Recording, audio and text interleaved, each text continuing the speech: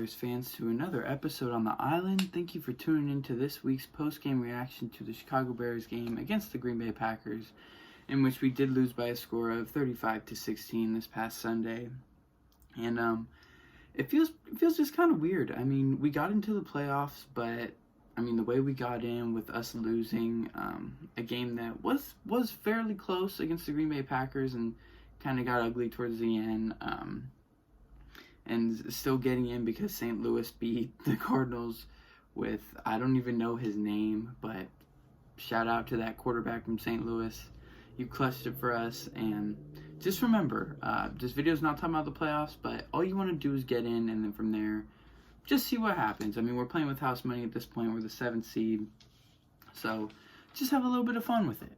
However, looking back on this game yesterday against the Packers, it really was just history repeating itself. I mean, you have Aaron Rodgers popping off on us once again for 240 yards, 4 touchdowns, no picks, which that could have been different, but the way it ended up, no picks and a rating of 147.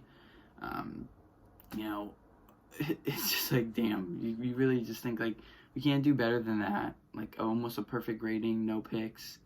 And he had, I think, close to a 65% completion percentage, but I could be wrong on that one.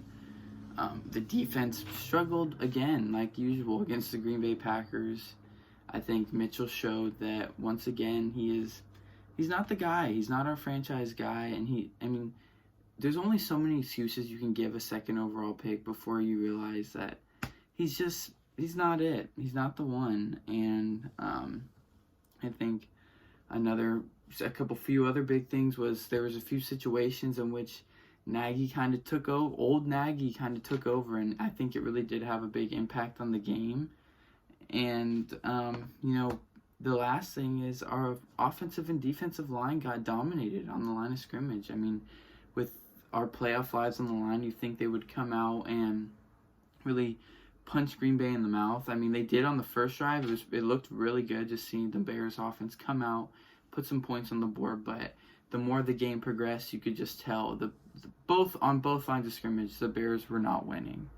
So let's just take a quick a deeper dive into some of the things that got repeated by this Bears defense once again. And, to start, I want to look on the defensive side of the ball because that's where our money is.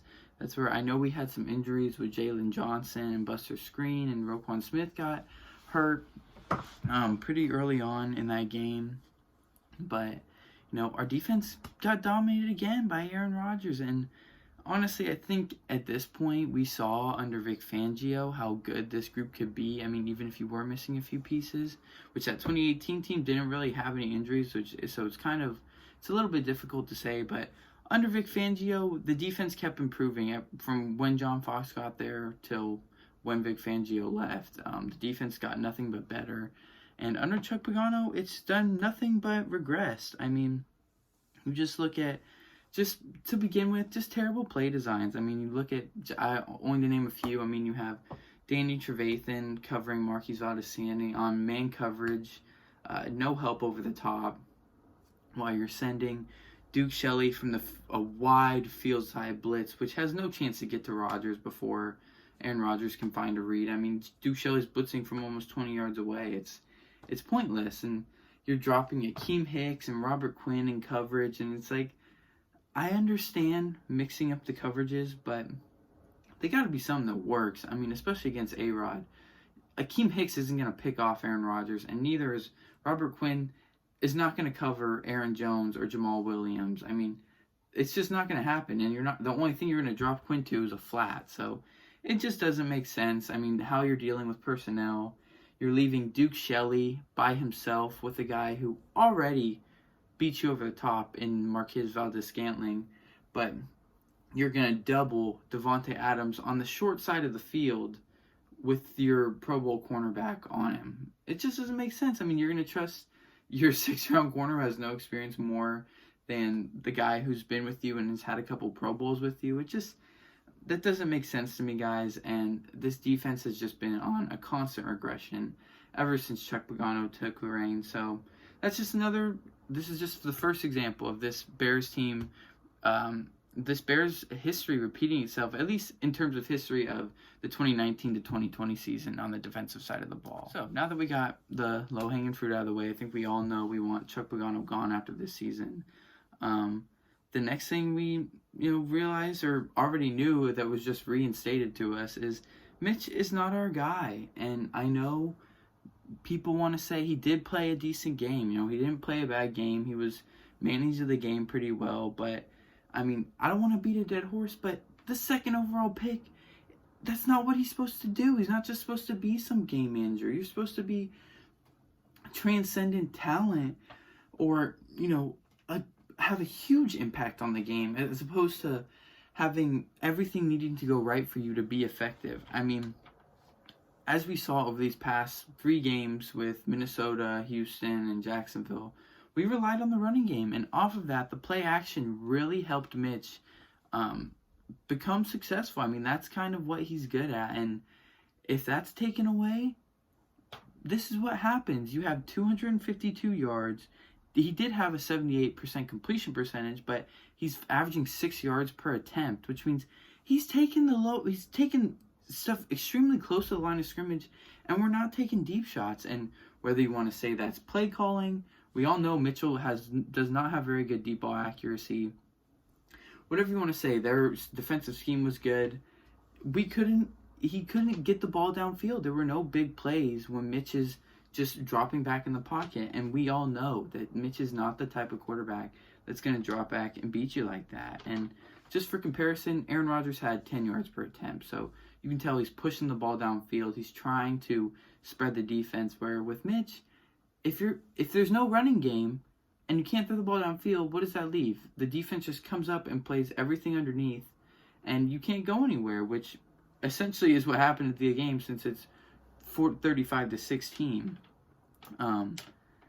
And so, to give Mitchell a little bit of leeway, both the running game and Mitchell, and this is speaking for both offensive and defensive side of the ball, we got dominated on the line of scrimmage. I mean, we had 12 more attempts running the ball than Green Bay, and only 20 more yards more, and they averaged like 0.7 more yards per carry at 4.2 versus 3.5 yards per carry of the Chicago Bears. And,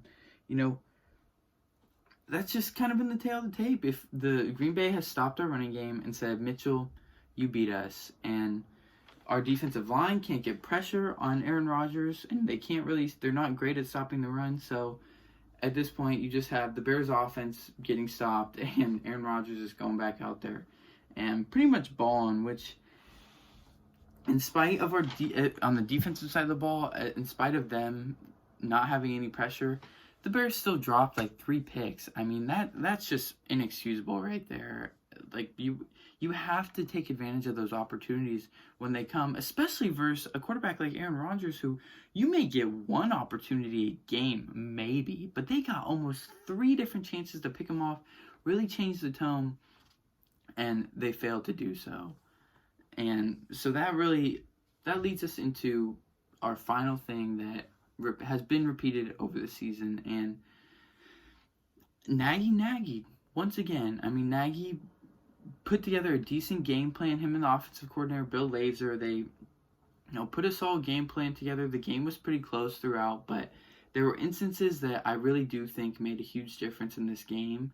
The first and really only being the 4th down attempts. I mean, usually a big thing with Nagy is, he doesn't run the ball, but Bill Lazor and him ran the ball 22 times. They gave it to Monty on 22 carries. They tried to get him the ball. Green Bay stuffed them. I mean, at some point you do have to adjust a little bit, but really I'm talking about the 4th down attempts when, it's just like these risks that don't seem calculated whatsoever. I mean, I love the aggression. I love going for it on 4th if you like the look, but going for it 3 times on one drive in the 3rd quarter. I mean, what is that?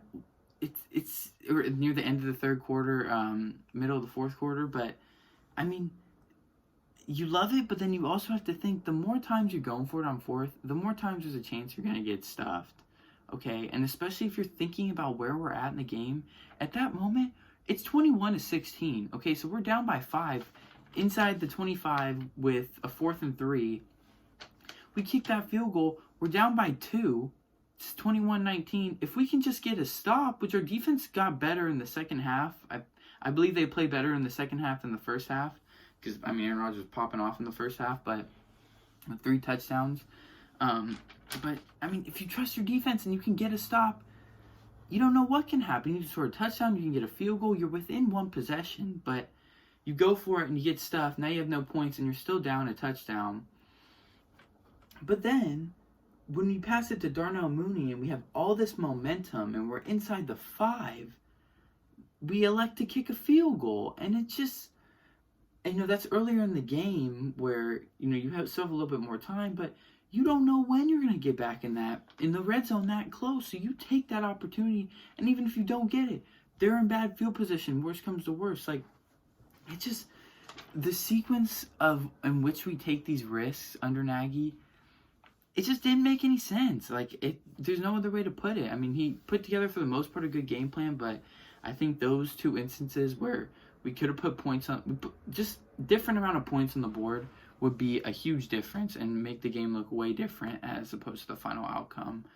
And so, yeah, I mean, that's essentially the tale of the tape between this Bears and Packers team. Green Bay forces our quarterback to beat them. Since Jay Cutler, they haven't been able to do it. And our defense always seems to just fail to live up to the expectation of somewhat slowing down Aaron Rodgers, not even trying to stop him completely. But with that all said, it was an ugly game, but there were some good spots. I mean, like, the commitment to the running game, I love. We had opportunities to pick off Rodgers. If we can just establish that run game, I think we'd be in a much better position, but failed to do so. But that's what next week is for. We're thankful enough to get in next week, get to play New Orleans. That's probably the best team we could have faced. I mean, we played them once already, and we almost beat them with Nick Foles. So, I mean, it's not the worst matchup we could have had.